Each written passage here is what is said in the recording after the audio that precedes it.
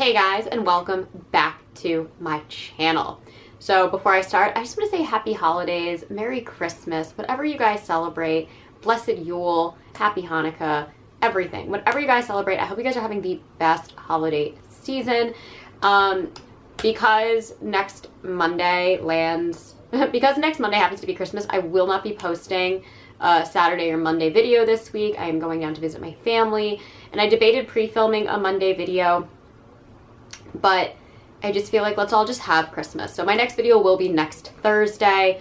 I'm planning something very, I'm gonna have a lot of I'm gonna have a lot of lists very soon. I'm gonna do my December wrap up, my 2023 wrap up, my most anticipated books for 2024, and I think it's gonna be a 2-part video this year. I'm really excited about that. Along with some other fun surprise videos. But yes, I just wanted to say that you guys know that I will not be posting a video until the following Thursday, so a full week off. And just in case you guys are looking for something like festive to read, I know I mentioned this in previous videos, but Secret Santa by Andrew Schaffer is definitely my favorite Christmas season read that I have read so far. I really love it. I think it's a really fun spin on Christmas folklore that's not like the typical Krampus. So definitely check this one out. And I did recently get this in my Nightworms December box for 2023. This is Candy Cane Kills by Brian McCauley. I loved this. I was going to do a whole review on it, but I wouldn't be able to get it up until after Christmas, so I figured I would just put it in here with the drift. This was a 4-star read for me. This is an awesome Christmas slasher. Really enjoyed it, so definitely recommend that as well if you want some Christmas horror. Okay. But now let's dive in to what we are here for, CJ Tudor's The Drift. Now this was on my most anticipated 2023 release video. I waited until chilly season to read it because the entire thing is set in a snowstorm. Everything is snowy and wintry and wonderful in this. And CJ Tudor is one of those authors that I know a lot of people don't like, but I really enjoy. I really liked The Chalk Man. I really loved Burning Girls. Devoured both of those books and was very excited for this. Now, all 3 of those books are very different. This is definitely the furthest away from the other 2 books. I wasn't expecting this type of book when I saw CJ Tudor's name. This is kind of like an end-of-the-world apocalypse story. I'm going to read the inside flap for y'all. Hannah awakens to carnage, all mangled metal and shattered glass. After she was evacuated from a secluded boarding school during a snowstorm, her coach careered off the road, trapping her with a handful of survivors. They'll need to work together to escape, with their sanity and secrets intact. Meg awakens to a gentle rocking. She's in a cable car stranded high above snowy mountains, with 5 strangers and no memory of how they got on board. They are heading to a place known only as the Retreat. But as the temperature drops and tensions mount, Meg realizes they may not all make it there alive. Carter is gazing out the window of an isolated ski chalet he and his companions call home. As their generator begins to waver in the storm, something hiding in the chalet's depths threatens to escape, and their fragile bonds will be tested when the power finally fails for good. The imminent dangers faced by Hannah, Meg, and Carter are each one part of the puzzle. Lurking in their shadows is an even greater danger, one with the power to consume all of humanity. I devoured this book. I absolutely loved it. I thought it was fun, unique, different. It is the tale of 3 different types of survivor scenarios with 3 very different lead protagonists. I thought the way that the story unraveled and helped you piece everything that was going on together was brilliant. There is a very big and significant twist that I do feel I was able to figure out a little bit early, but still didn't figure it out until I got deep into the novel enough to still be impressed with what the twist was.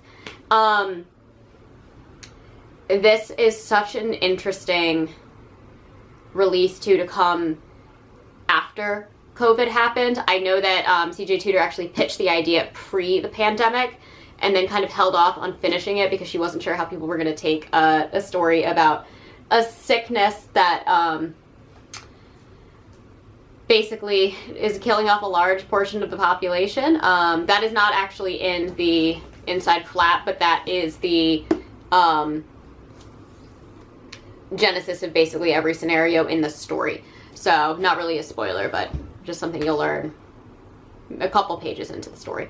I really, really did love it. And this ended up being a 5-star read for me, primarily because I just enjoyed reading it so much. I really loved Hannah's situation. I loved everything that happened inside the bus. I loved the kind of not being able to trust who surrounds you and the misleading lies that people are telling, and how our main characters are trying to figure out who is lying and how they're lying and why they're lying. I loved that whole storyline.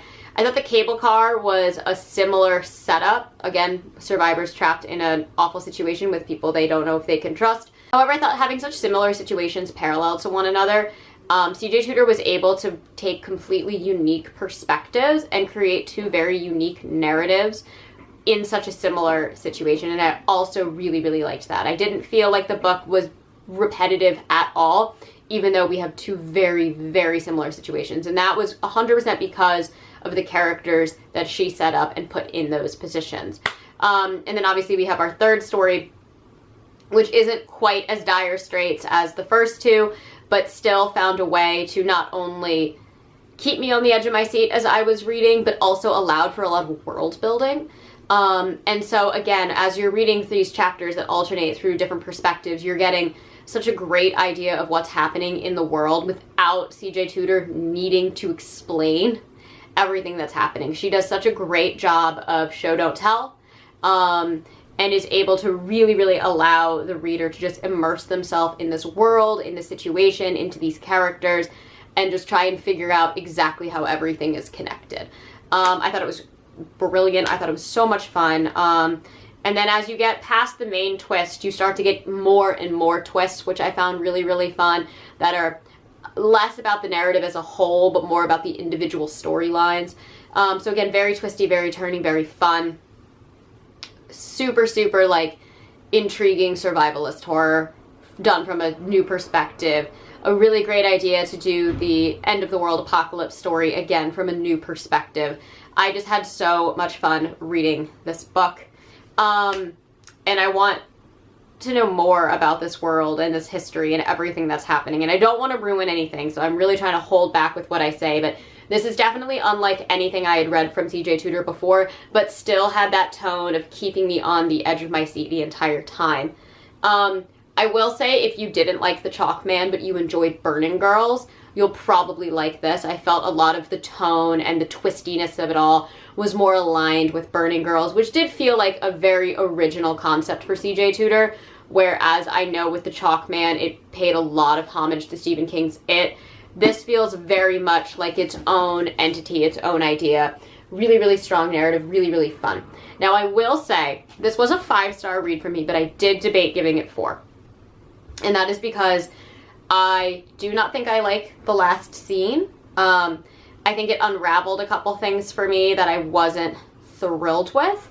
And there is a dog who does not have a great ending.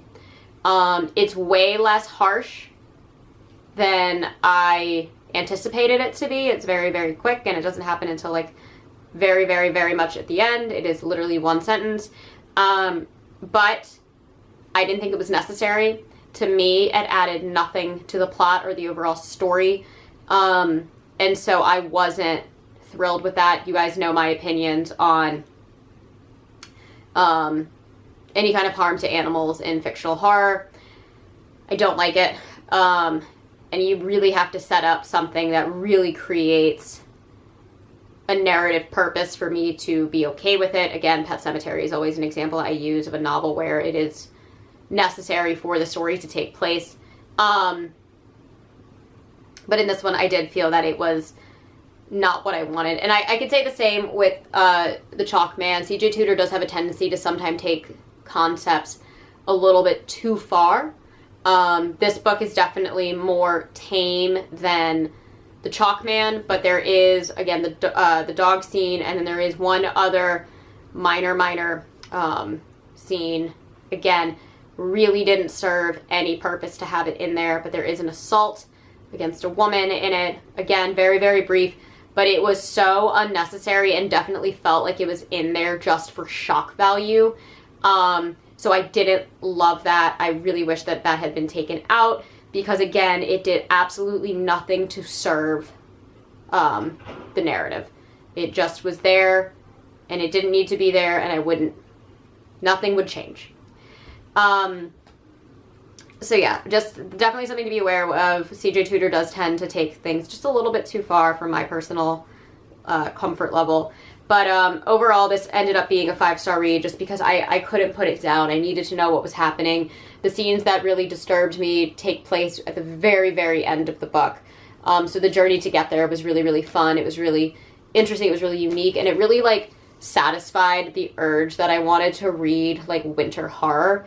And I thought in a world where we've seen, like, every kind of post-apocalyptic pandemic story, this was a great way to do a new concept with that very, very similar situation. And I really, really loved it. I thought it was awesome. I thought it was really fun. And CJ Tudor is definitely one of those authors that, like, every time I see that she's released something new, I'm going to buy it because even with some of the more extreme scenes in her stories, I'm never turned off enough to stop reading her writing because I find her writing really fun, really easy, really captivating. I am always on the edge of my seat with her stories, and I know that with The Chalkman, Burning Girls, and The Drift, I powered through all of them in just a few days, and I never wanted to really put the books down. So 5 stars, definitely worth checking out. I'm really holding back on talking about the plot because there's just so much stuff I could talk about, but it would just give you guys hints to what the twist is, and I can't do that to y'all. Definitely though, make sure that you have Google Translate because there's a couple scenes that are spoken entirely in German, and CJ Tudor does like rough translations between the characters, but you get so much more out of the scene if you actually translate everything that's happening. So I will say that. I thought that was a little odd, but like, I'm happy I did the translations, and she did a decent job of like trying to have the characters translate for the other characters, but I just think that the raw translation itself gave way, way, way more to the reader than just reading the book without doing that. Anyways, that is all that I have for you guys today. I hope you guys have an awesome, awesome holiday. Merry Christmas, y'all. Again, I will not be posting this Monday, but usually I post every Monday, Thursday, and sometimes on Saturdays, and I will catch you all in the next one. Mwah.